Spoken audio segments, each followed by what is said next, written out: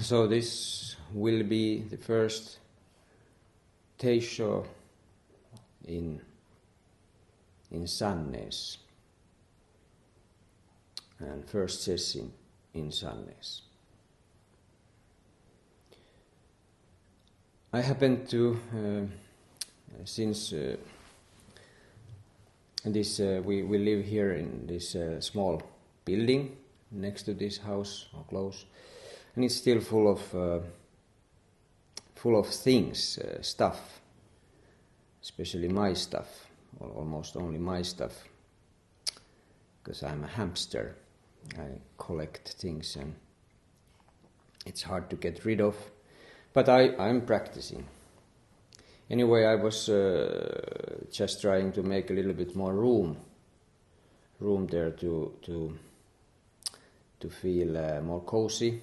So it happened so that this little postcard dropped was between some things, and it dropped to the floor just half an hour ago.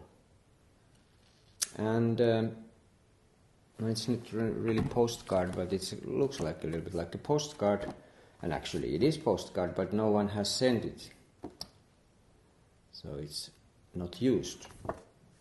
And this is Rochester Zen Center. It was probably after Roshi Philip Kaplo passed that they made this memorial card of him. Here is this kind of iconic picture of his standing and smiling. Now I'm looking, it could be in America actually, but I've been always thinking that it was taken in Japan, but I don't know. And this picture is, I must say that this picture is one of those that always haunted me in a good way. Already long before not long before, but before I joined into this Sangha. Because I went to library always, and I searched some Zen things, and I didn't have computer then, and I looked pictures very carefully always. And this was one of those pictures that somehow looked so, I don't know what is the right word, but there was something authentic in maybe some ways. And in this postcard they have chosen one quote from Roshi Philip Kaplo, and I will read it. Zen is the heart of the Buddha's teaching, and as such it deals with the most fundamental problem of all, birth and death. A mystery every human being must resolve. People are not given the choice as to whether this is something they want to deal with. It is our nature, the nature of life, to have to deal with it. It is the teaching of teachings, for it is inescapable.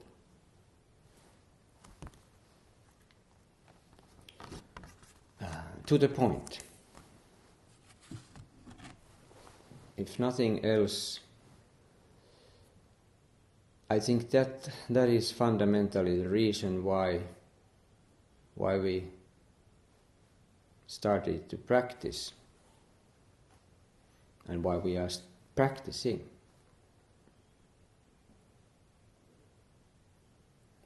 It is this question of life and death. And we don't feel comfortable or satisfied after we start maybe analyzing or intellectualizing and reading and finding many interesting possibilities, what is it when we have died, or what is this life and death? But usually they doesn't last so long. They taste good for a little while, but then we feel empty again. We still don't know what is this life and death. So that's why I guess there are religions, there are practices, different kinds. As someone has said, don't know who, but that religion begins with a cry of help.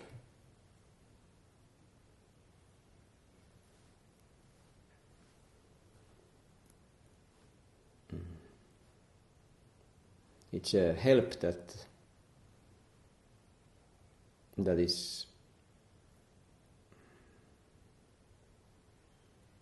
real. It's we are then openly, or we are then accepting that we don't know. And we have maybe tried every possible tricks, and still those tricks didn't help. Still not satisfied.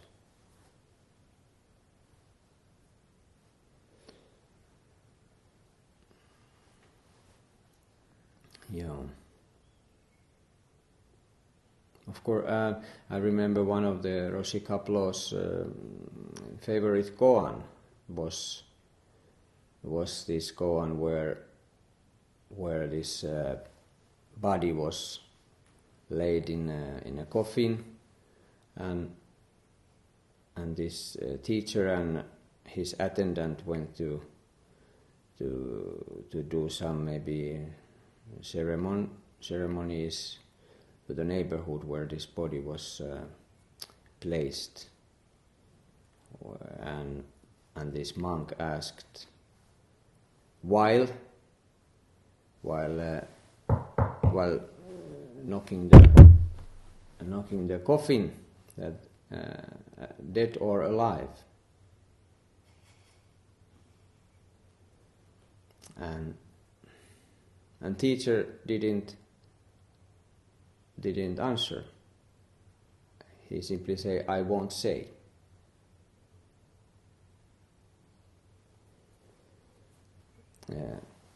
Hopefully those people that they didn't listen what they were talking, those two priests, because maybe a little bit unpolite. But dead husband was lying there, and monk was asking, dead or alive? But this is the question, dead or alive? Am I dead or am I alive?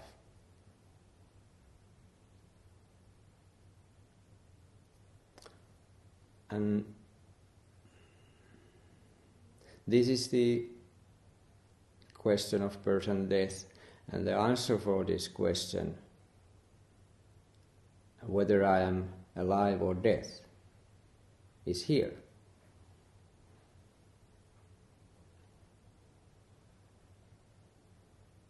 It's just here.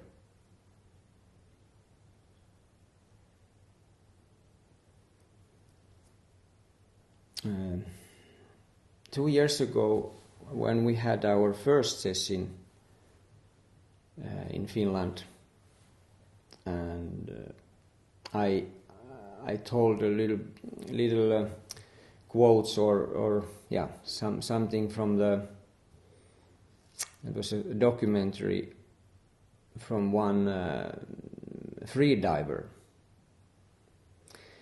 And I just will borrow few lines from what this free diver told in this document, since it has some similarities what we are facing here.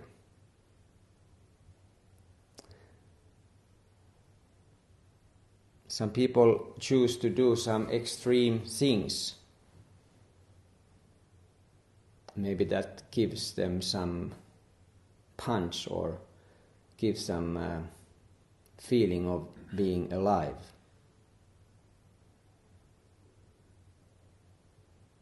And as we know from the experience, if we have sat few sessins, that even though we are just sitting still, that's quite extreme. And people who have practiced different kind of so-called extreme sports might after trying Zazen might find it actually quite challenging.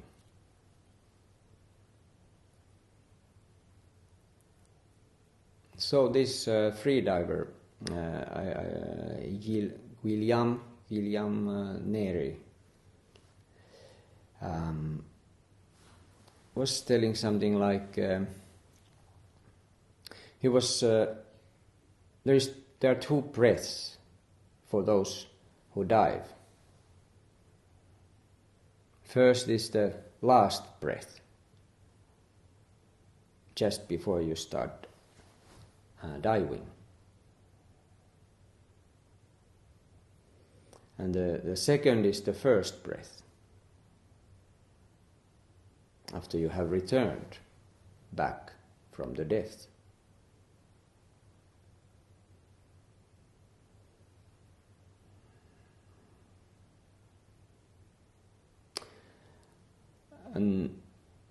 And this diving, free divers they do dive without any equipments, and there's just a rope that is going to the bottomless bottom, and that's what they can see how deep they are. So, but because since he has done this kind of practices a lot, and he's a little bit opening what happens in his body and his mind. And he says that it is the journey into the unknown. And it's fundamentally inner journey. For the same time, body is going deeper and deeper into the water.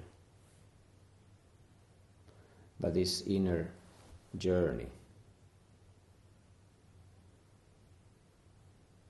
And you go through a lot of stuff, mentally and physically, when you are diving deep.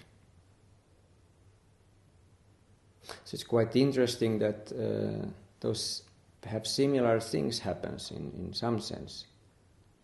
You truly are there, facing the moment very, very intimately. And in his case, this pressure is there, like a concrete pressure that slowly starts to squeeze his lungs. And deeper he goes, this air volume in his lungs becomes smaller because its pressure is there, and under the water he starts to fall. It's kind of falling more faster and faster. And then there is this depth 35 meters.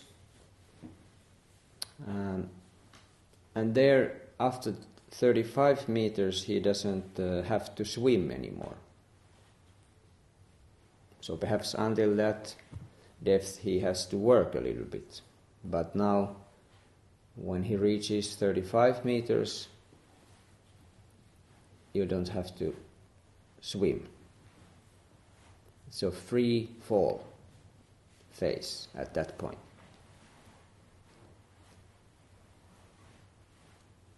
So no movements, just flying underwater.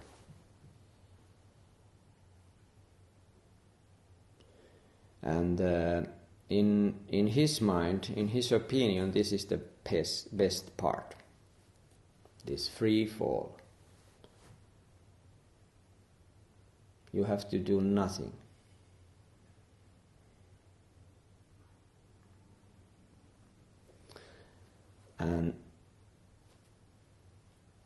And actually, that's it.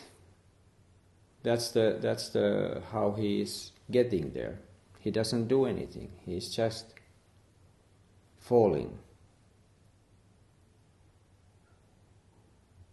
Some things, of course, along the way, like around 50 meters, lungs. There is this kind of residual volume. They have reached that.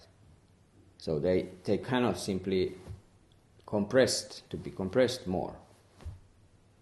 And then blood acts some strange way and makes these lungs very, very hard. Blood somehow becomes something else and makes it impossible to lungs collapse. Otherwise they wouldn't survive. But somehow body makes his lungs so hard that pressure is growing, but lungs are strong. And speed comes faster.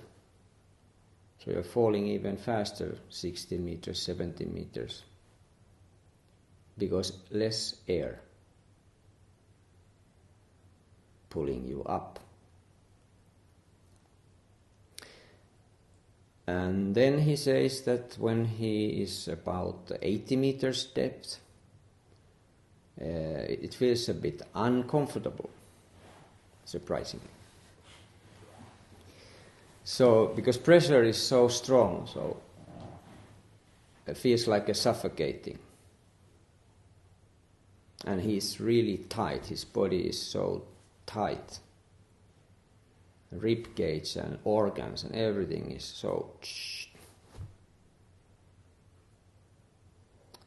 And then he asks, what do we do? What do we do if we face something uncomfortable, something like he is now describing? He is there, for some reason he finds himself there in 80 meters depth. And it's uncomfortable. So what do we do? So we try to, of course, resist. Resistance.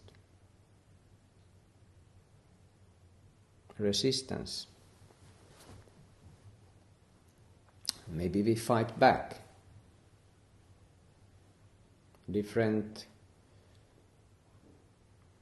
During these years we've been walking on this planet, we have learned so many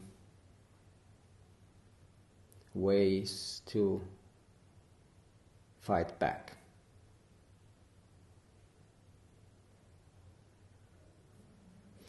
But in case of free diving, if you do fight back, it's sayonara. It's goodbye. You will die. So that's, of course, he knows he can't fight back. So what he does is that he tells himself that the ocean is much, much stronger than he himself. And then he let this ocean crush him. So he simply give up in a way. He accepts the situation completely. Just falling and letting the ocean crush. And then some sort of miracle happens, because his body relaxes. That point when he let go. He's letting go, not trying to change anything.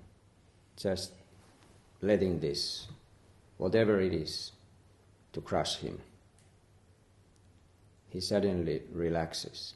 He's not fighting back. He's not controlling, he's not trying to change. Although this pressure is truly, it's so forcefully crushing, it doesn't feel bad anymore. And he feels protected, safe.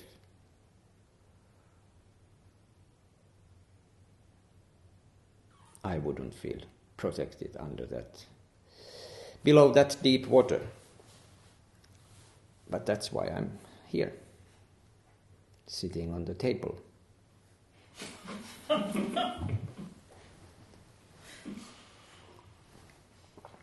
Safe. 70 centimeter high. And then he talks about the magical 100 meter. And 1970s, this is just kind of sidetrack, but 1970s doctors, they believe that it is impossible for humans to go below 100 meter. So, but today something has happened. Deeper and deeper than 100 meter people can actually go. But there are those doctors in our little doctors, sometimes working hard and whispering in our ears that we can't do this thing, that this is impossible. Sesshin is too deep for humans. This is impossible. We cannot make this.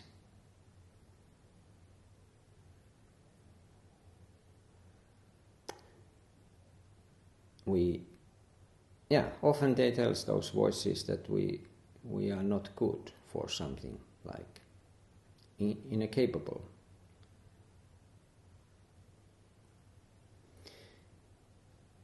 And now this,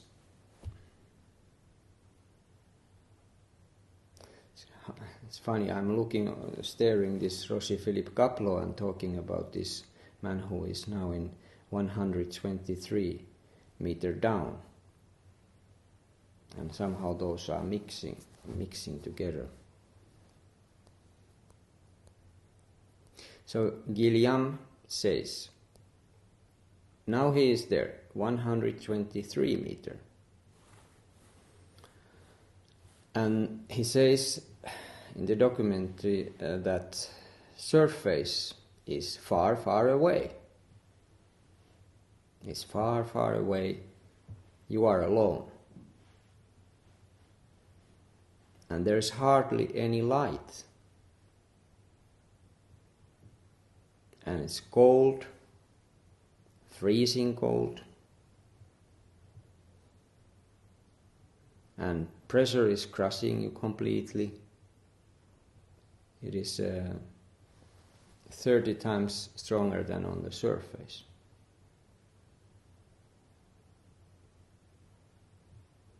and then he is asking, what the hell am I doing here? No, he's not asking that, but that's what people think.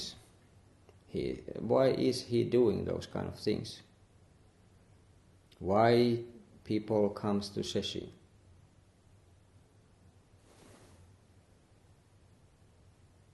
Why?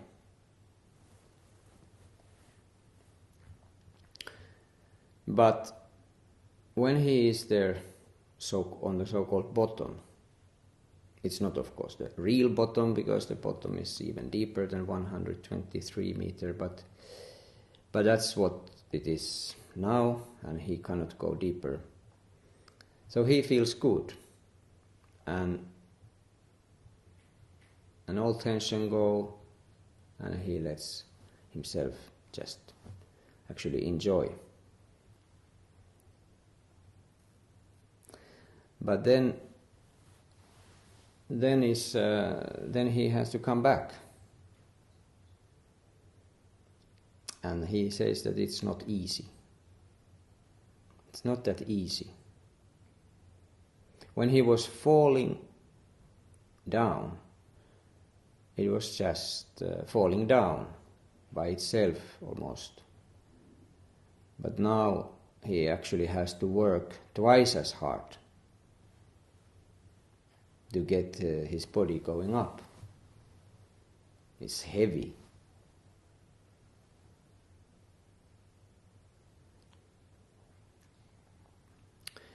So he is still actually, we think he is still in between those two breaths. All this has happened between those two breaths. And for those free divers, there is one strict rule. So you never shouldn't cross that line and break the rule. And it is that you never look up. When you are coming up, you never look up. You just keep your eyes straight. You look at the rope that is just in front of your eyes. And you concentrate on that moment only.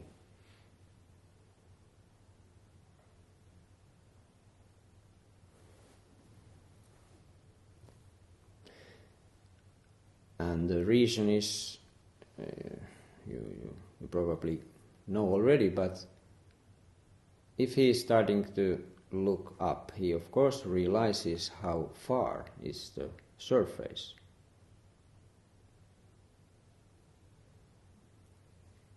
So in our case it's still some 5 days.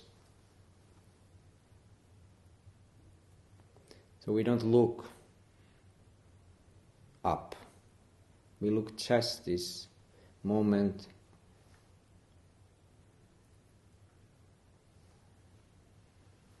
And in this comparison to this free diving, it's obvious that one cannot do diving like half-heartedly,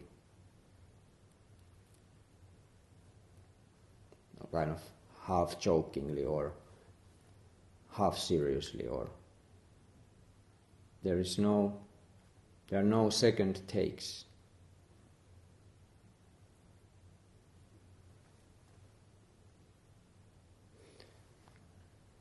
So now seeing this picture of Rossi Philip Kaplo, and never met him, but some people have met him, of course, in our Sangha also, and people here maybe. But for some reason, already last night when we had this opening ceremony of this session, there was this sudden and quite strong feeling of connection to him and also Sante Roshi and so. It is a big difference to have place like that, like this. To have, if it's okay to say, our own temple. Place there where we can practice, like I believe Roshi Kaplo did, not half-heartedly or so, but just looking this rope in front of his eyes, this moment now, in between those two breaths. We have, of course, only one breath at a time.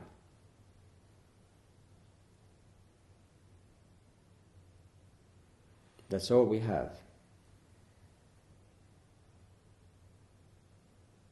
And if we don't fight back for this, for what this is offering us, this,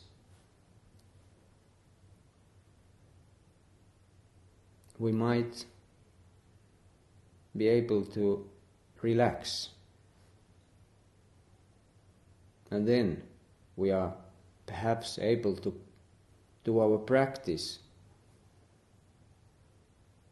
so one single-mindedly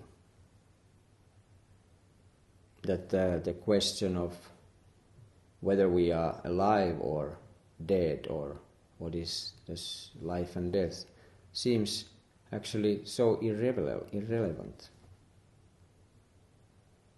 Suddenly this question is so dead. And what is alive is just this.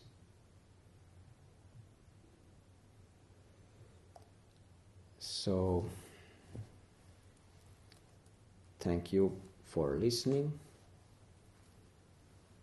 May all beings attain the Buddha way. And now we will make 3 prostrations.